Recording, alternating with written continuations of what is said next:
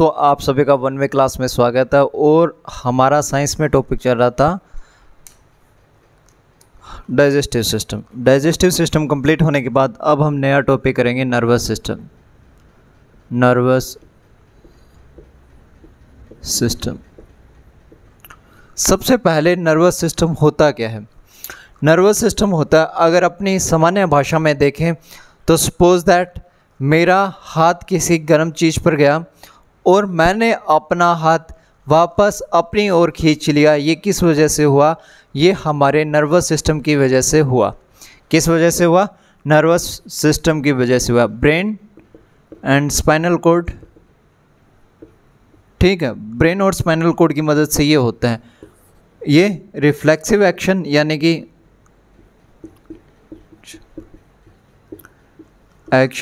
कि प्रतिवर्ती क्रियाएं दर्शाता है। ठीक है, कि कौन सी क्रियाएं दर्शाता है नर्वस सिस्टम? प्रतिवर्ती क्रियाएं दर्शाता है, यानी कि एक्शन का रिएक्शन दिखाता है अपने को।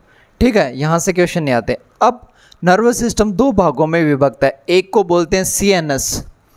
एक को, अगर नर्वस सिस्टम की बात करें तो दो भागों में विभक्त है, CNS और PNS। CNS को बोला जाता है central nervous system. Central nervous system. Central nervous system में दो चीज़ें पढ़ाई जाती है, ब्रेन और स्पाइनल कॉर्ड। ब्रेन और स्पाइनल कॉर्ड, ठीक है।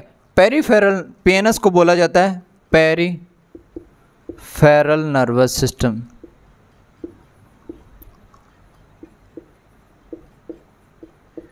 क्या बोला जाता है? Peripheral nervous system. ये दो तरह का होता है। एक होता है सोमैटिक नर्वस सिस्टम।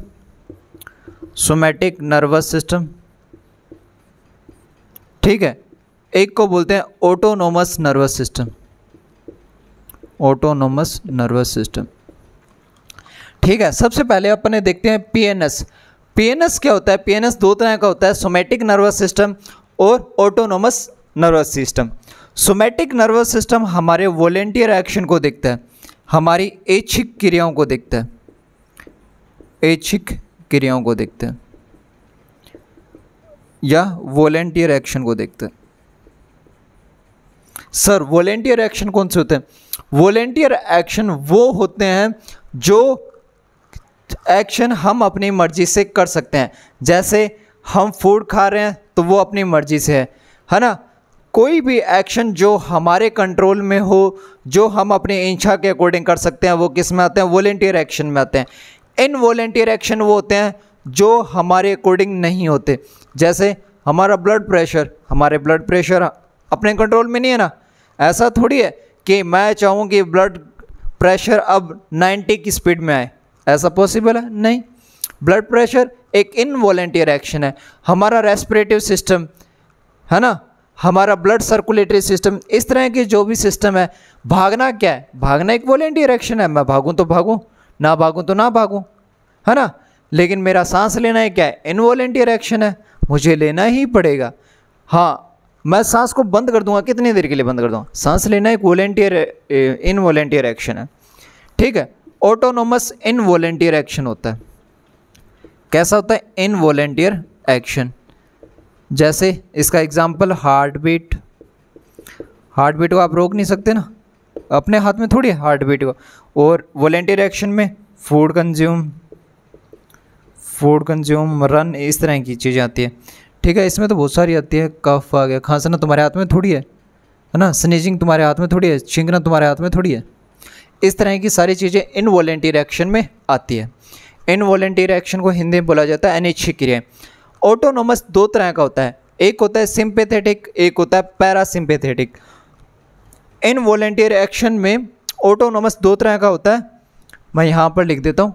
ऑटोनोमस दो तरह का होता है, सिंपैथेटिक और पैरासिम्पैथेटिक। सिंपैथेटिक क्या होता है? सपोज दैट मैं किसी जंगल में गया और मेरे पीछे शेर पड़ गया। मेरे पीछे शेर पड़ेगा तब मैं क्या करूँगा? भागूंगा ही। मेरे पीछे एकदम शेर पड़ा तो मैं एकदम भागूंगा तो क्या मेरा ब्लड प्रेशर भी बढ़ेगा। तो जब मैं भागूंगा मेरा ब्लड प्रेशर बढ़ेगा और थोड़ी देर बाद में क्या होगा, शेर कहीं दूसरी जगह चला जाएगा और मैं शेर से काफ़ी आगे निकल जाऊंगा और शेर मेरा पीछा करना छोड़ देगा। तब मैं क्या बोलूँगा, आज तो भगवान ने बचा लिया। क्या बोलूँगा मैं, हे आज तो भगवान ने बचा लिया। और उस वक्त क्या होगा, मेरी बॉडी नॉर्मल कंडीशन में आएगी।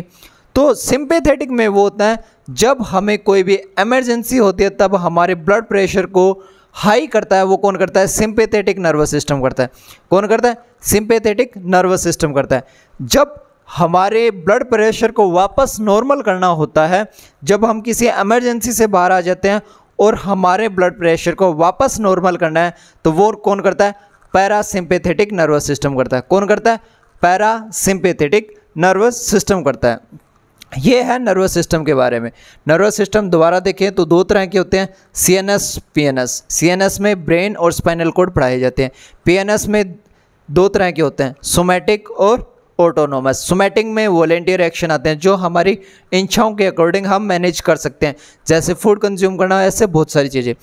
उसके बाद में ऑटोनोमस में वो सारी क्रियाएं जो हमारे इनवॉलेंटियर एक्शन है, जो हम अपनी मर्जी के अकॉर्डिंग कंट्रोल नहीं कर सकते, जैसे कफ, स्नीजिंग, हार्ट बीट, ये सारे क्या होता है, हमारे कंट्रोल में नहीं होता। उसके बाद में ऑटोनोमस दो तरह के होते हैं, सिंपैथेटिक और पैरासिम्पैथेटिक। सिंपैथेटिक जब हमें ज़रूरत होती है कि हमारा ब्लड प्रेशर बढ़े, हम किसी इमरजेंसी में होते हैं, तब कौन सा नर्वस सिस्टम काम करता है, सिंपैथेटिक।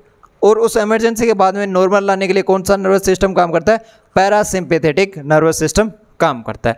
ये नर्वस सिस्टम के बारे में। अब हम पढ़ेंगे ब्रेन। क्या पढ़ेंगे, ब्रेन।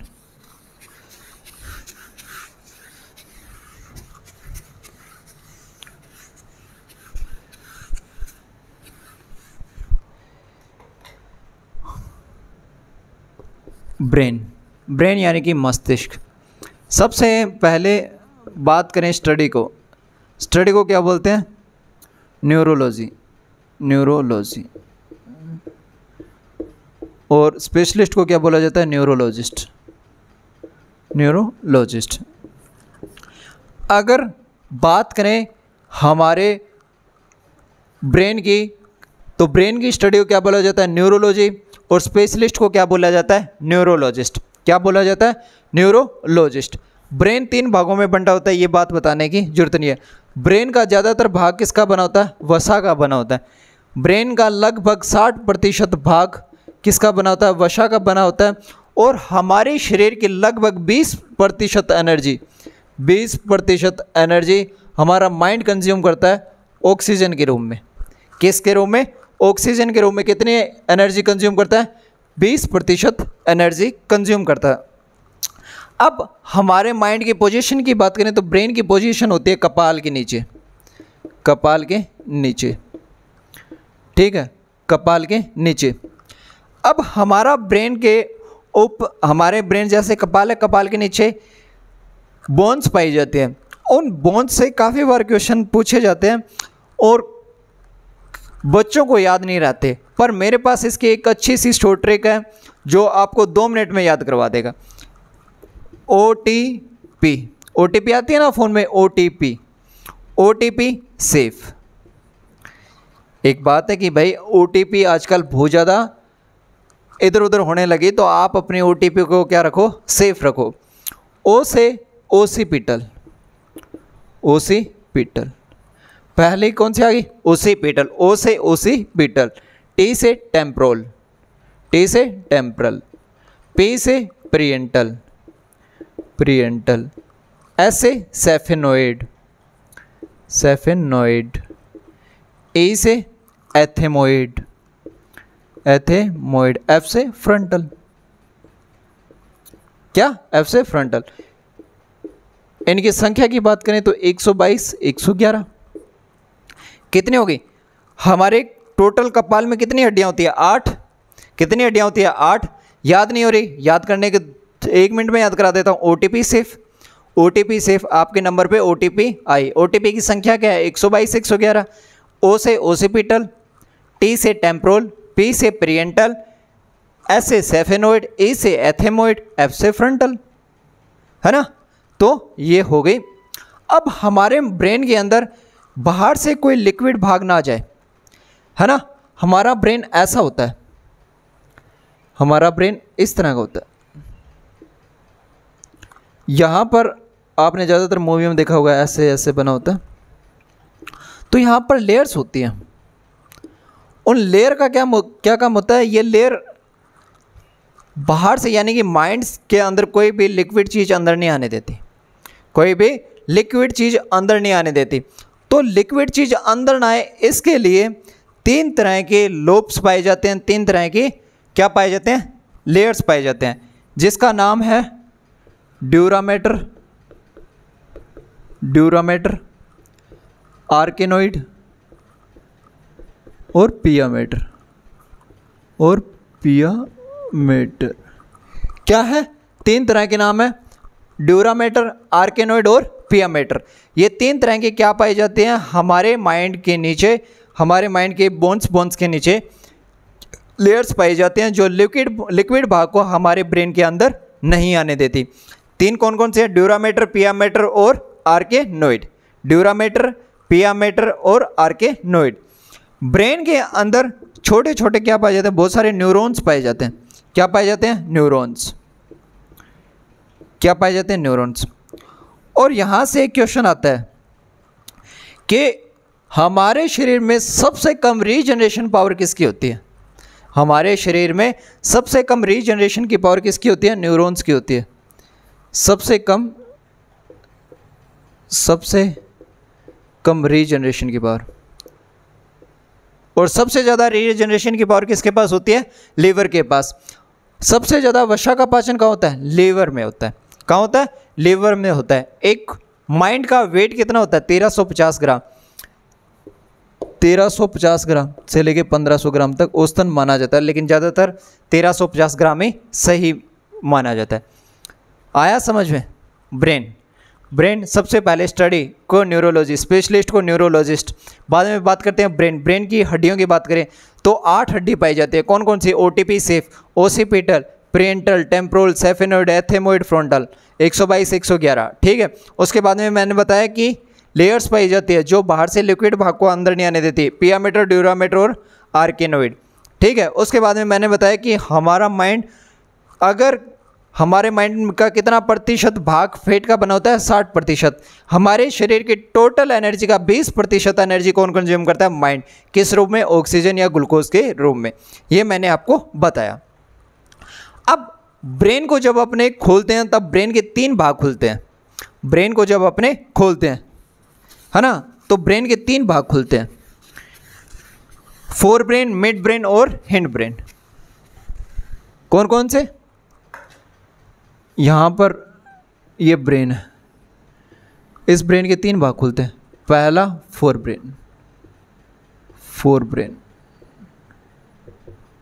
ब्रेन के आगे भाग खुलते हैं सेरिब्रम,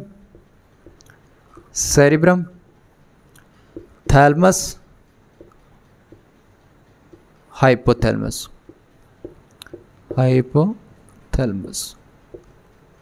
ठीक है। फोर ब्रेन के 3 भाग हैं, सेरिब्रम, थैलमस और हाइपोथैलेमस। सेरिब्रम लगभग हमारे मस्तिष्क का 2/3 भाग होता है, 2/3 होता है। हमारे माइंड का 2/3 भाग कौन होता है, सेरिब्रम होता है। कौन होता है, सेरिब्रम होता है। सेरिब्रम हमारे इमोशन को कंट्रोल करता है, हमारे इमोशंस को कंट्रोल करता है। ये सेरिब्रम, कई बार क्वेश्चन ये आता है कि माइंड का कौन सा भाग फीमेल में ज़्यादा एक्टिव होता है, तो ये सेरिब्रम होता है। ये क्या होता है, फीमेल में ज़्यादा एक्टिव होता है, फीमेल एक्टिव ज़्यादा होता है। ठीक है। अब सेरिब्रम की 3 खास बातें हैं। ये हमारे मस्तिष्क का 2/3 भाग होता है। यह क्या करता है, हमारे इमोशन को कंट्रोल करता है। जितना भी हम रोते हैं, जितना भी हम धोते हैं, जितना भी हम गुस्सा करते हैं, जितना भी हम चिल्ला रहे हैं, कई इंसान होते हैं ना कि छोटी छोटी बात पे इमोशनल हो जाते हैं, मूवी देख के रोने लग जाते हैं, बहुत सारे लोग होते हैं। तो वहाँ पर मस्तिष्क का कौन सा भाग काम कर रहा है, सेरिब्रम काम करता है। और आप देखना मोस्टली फीमेल क्या होती है, मोस्टली फीमेल बहुत ज़्यादा इमोशनली होती है।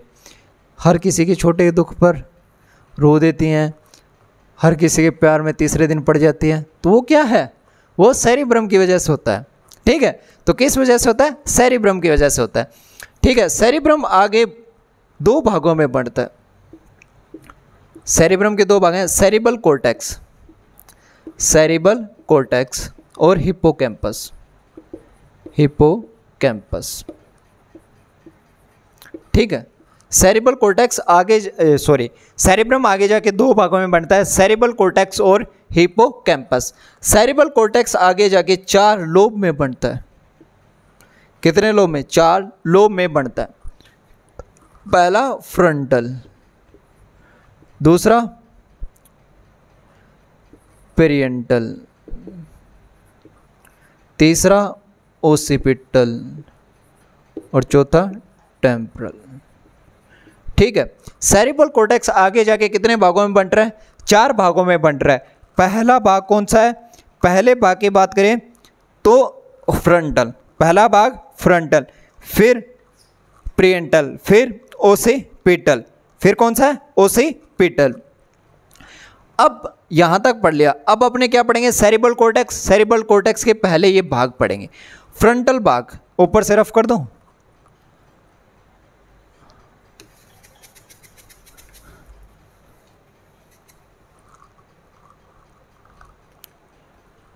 फ्रंटल क्या करता है? हमें जितने भी थॉट्स आते हैं वो कहाँ आते हैं? हमारे फ्रंटल भाग में आते हैं। कहाँ आते हैं? हमारे फ्रंटल भाग में आते हैं। जितने भी थॉट्स आते हैं, न्यू मेमोरी जहाँ भी बनती है, न्यू मेमोरी, ये क्या है? रियल स्टेट ऑफ माइंड है, रियल स्टेट ऑफ माइंड। ये क्या है? फोकस है। फ्रंटल भाग में 4 काम होते हैं। सबसे पहले थॉट, हमें जितने भी न्यू आइडियाज़ आते हैं, जितने भी थॉट्स आते हैं, वो कहाँ से कंट्रोल होते हैं? हमारे फ्रंटल लोब से कंट्रोल होते हैं। जितनी भी हमारी नई मेमोरी होती है, जो 1-2 मिनट की मेमोरी होती है, जैसे सपोज दैट मैं, एक लड़का है राहुल, मैं, आप बोलते हो ना, मैं यार उसका नाम तो नहीं जानता पर बाई फेस जानता हूँ, वो मेमोरी कहाँ सेव रहती है? वो मेमोरी हमारे अलग भाग में सेव रहती है। लेकिन अभी मैं क्या कर रहा हूँ? जस्ट अपने को जस्ट मेमोरी पता होती है ना कि मैंने 2 मिनट पहले क्या किया, वो कहाँ रहता है? वो हमारे फ्रंटल लोब में रहता है। वो कहाँ रहता है? हमारे फ्रंटल लोब में रहता है। जितना भी अपने फोकस कर पाते हैं, जितने भी, मान लो अभी मैं कोई सॉन्ग सुना हूँ, उस सॉन्ग पर फोकस मैं कहाँ पर कर पाता हूँ? इस भाग में कर पाता हूँ। कहाँ कर पाता हूँ? इस भाग में कर पाता हूँ। ठीक है, उसके बाद में होता है प्रिएंटल लोब। प्रिएंटल लोब, यहाँ से क्वेश्चन आते हैं कि एक दुर्घटना होने पर मस्तिष्क का कौन सा भाग डैमेज नहीं होता? यानी कि दुर्घटना घटित होने पर सबसे पहले अगर किसी इंसान की मेमोरी लॉस होती है, तो मेमोरी लॉस होने पर भी कौन सा लोब इफेक्ट नहीं होता? वो होता है प्रिएंटल लोब। कौन सा लोब? प्रिएंटल लोब। प्रिएंटल लोब को कलेक्शन ऑफ लैंग्वेज बोलते हैं, कलेक्शन ऑफ लैंग्वेज।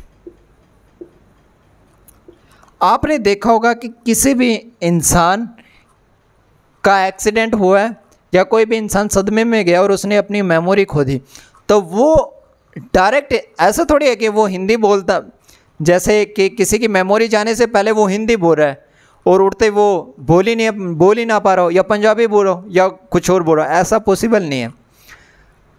हमारा मेमोरी लॉस होने पर प्रिएंटल लोब डैमेज नहीं होता। अगर आप मेमोरी जब आपके पास थी तब आप हिंदी बोल रहे थे, तो मेमोरी जाने के बाद भी आप हिंदी बोलोगे। मेमोरी जाने के बाद भी आप क्या बोलोगे? हिंदी बोलोगे। कलेक्शन ऑफ लैंग्वेज होती है। मेमोरी डैमेज होने पर इफेक्ट नहीं होता, मेमोरी डैमेज होने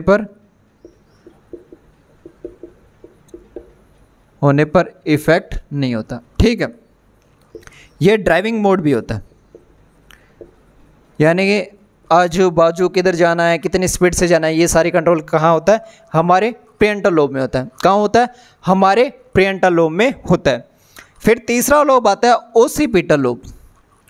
ओसिपिटल लोब हमारी ऑप्टिकल नर्व्स को कंट्रोल करता है। हमारे आँख के पीछे ऑप्टिकल नर्व्स पाई जाती है और ये इसका मेन काम होता है कि हमारे जो रेटिना पर उल्टा प्रतिबिंब बनता है। अगर मैं आपको देख रहा हूँ तो इसका मतलब मेरे रेटिना पर आपका उल्टा प्रतिबिंब बन रहा है। वो क्या करता है, ऑप्टिकल नर्व के पास जाता है, ऑप्टिकल नर्व ओसिपिटल के पास जाती है, ओसिपिटल क्या करता है, उसको सीधा करके अपने ब्रेन को देता है। ब्रेन से अपने को पता लगता है कि हाँ अरे ये तो राहुल है। ये काम इतनी तेज होता है कि हमें पता नहीं लगता, पर होता ऐसा है। ओसिपिटल क्या करता है, हमारे रेटिना पर बनने वाले प्रतिबिंब को, रेटिना पर बनने वाले प्रतिबिंब को सीधा करके दिखाता है। ठीक है, टेम्पोरल लोब बोलते हैं नींद का दिमाग, नींद का दिमाग। जब हम नींद में होते हैं तब आप देखोगे कि हमारा ब्रेन काम कर रहा होता है। वो किस वजह से काम कर रहा होता है, टेम्पोरल लोब से काम कर रहा होता है। हमारे नींद में जितने भी सपने आते हैं वो किस वजह से आते हैं, टेम्पोरल लोब से आते हैं। टेम्पोरल लोब प्लस सेरिबेलम ज़्यादा एक्टिव होते हैं। अगर किसी केस में टेम्पोरल लोब, अगर किसी केस में टेम्पोरल लोब और हमारे एक माइंड का भाग है आगे सेरिबेलम, ये ज़्यादा एक्टिव होते हैं, तब लोग क्या करते हैं, नींद में पैदल चलते हैं। इन दोनों के ज़्यादा एक्टिव होने से इंसान क्या चलता है, नींद में चलता है। क्या चलता है, हमेशा नींद में चलता है। अब हिप्पोकैम्पस, हिप्पोकैम्पस की शेप की बात करें, नहीं पहले रफ कर देते हैं। हिप्पोकैम्पस की शेप की बात करें तो सी हॉर्स जैसा होता है। कैसा होता है, सी हॉर्स जैसा।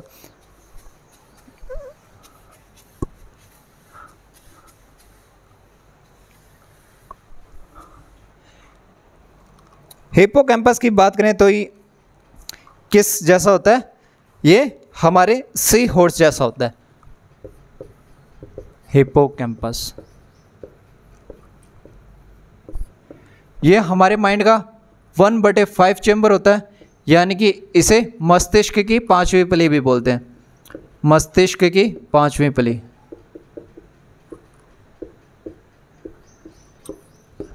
शेप की बात करें तो किस जैसी होती है, सी हॉर्स, यानी कि समुद्री घोड़े जैसी। इसे हार्ड डिस्क ऑफ ब्रेन भी बोलते हैं। मेमोरी लॉस होने पर, मेमोरी लॉस होने पर हिप्पोकैम्पस क्या करता है, हिप्पोकैम्पस डैमेज होता है। मेमोरी लॉस वाले केस में क्या डैमेज होता है, हिप्पोकैम्पस डैमेज होता है। ठीक है, अब मेमोरी सेव कहाँ रहती है, हिप्पोकैम्पस में। मेमोरी सेव कहाँ रहती है, हिप्पोकैम्पस में। हिप्पोकैम्पस के 5 पॉइंट है, शेप सी हॉर्स, ठीक है, मस्तिष्क की 5वीं पल्ली भी बोलते हैं, ठीक है, हार्ड डिस्क भी बोलते हैं। हमारे जितनी भी मेमोरी सेव होती है वो कहाँ होती है, हिप्पोकैम्पस में होती है। फिर क्वेश्चन आता है कि मेमोरी लॉस होने पर मस्तिष्क का कौन सा भाग डैमेज होता है, तो हिप्पोकैम्पस होता है। मैंने फोर ब्रेन में आपको कितने भाग बताए थे, 3 भाग बताए थे।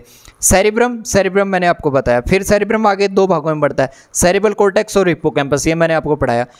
ठीक है, सेरिब्रल कॉर्टेक्स आगे 4 लोब में बनता है, वो भी मैंने आपको पढ़ाया। अब हम पढ़ेंगे थैलमस। थैलमस क्या करता है,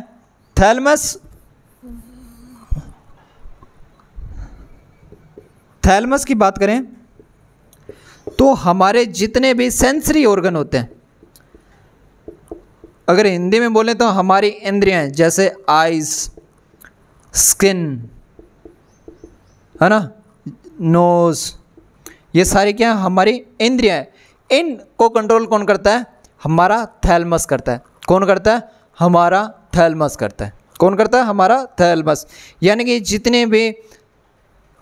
जितना भी हमें टेस्ट का पता लगता है कि अच्छा है कि बुरा है, जितने भी हमें स्मेल का पता लगता है कि गुड है कि बैड है, इन सभी सेंसरी ऑर्गन को कौन कंट्रोल करता है, हमारा थैलमस कंट्रोल करता है। अब बात करते हैं हाइपोथैलमस। हाइपोथैलमस कुछ नहीं है, बस छोटी सी चीज़ है हाइपोथैलमस। मुझे किसी इंसान से प्यार है, ये कौन बताएगा, हाइपोथैलमस। मुझे किसी इंसान से नफरत है, ये कौन बताएगा, हमारा हाइपोथैलमस। इसे शरीर का थर्मामीटर भी बोलते हैं, इसे बॉडी ऑफ थर्मामीटर भी बोलते हैं, बॉडी ऑफ थर्मामीटर। यह हमारे टेम्परेचर को भी कंट्रोल करता है, टेम्परेचर को भी कंट्रोल करता है। ठीक है, मैं गुस्सा करना, जितने भी इस तरह के एक्शन होते हैं, जितने इस तरह के बिहेवियर होते हैं हमारे, यानी कि हाइपोथैलेमस की बात करें तो हमारी पर्सनैलिटी को कंट्रोल करता है। आप देखना कई इंसान बहुत ज़्यादा अग्रेसिव होते हैं, छोटी छोटी बात पे गुस्सा करते हैं, तो वो सारी चीज़ें कहाँ से कंट्रोल होती है? हमारे हाइपोथैलेमस से कंट्रोल होती है। ये हमने पढ़ा है फोर ब्रेन। ठीक है, तो आज की क्लास में इतना ही। अब दो